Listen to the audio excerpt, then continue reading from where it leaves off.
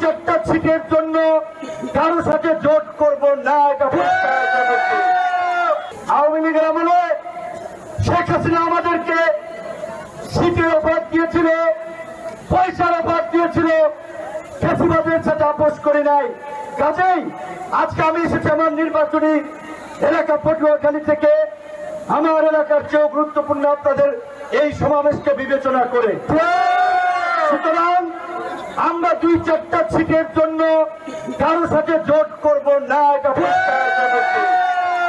যদি দেশের প্রয়োজনে জোট করি তবে অবশ্যই আজকের এই পট পরিবর্তনে গণ অধিকার পরিষদের যে ভূমিকা, সেই যৌক্তিকতা এবং ন্যায্যতার বিচারে যদি কারো সাথে সম্মানজনক আসন সমঝোতার ভিত্তিতে জোট হয়, হবে, কিন্তু ওই 2-4টা আসনের জন্য গণ অধিকার পরিষদ জোট করবে না।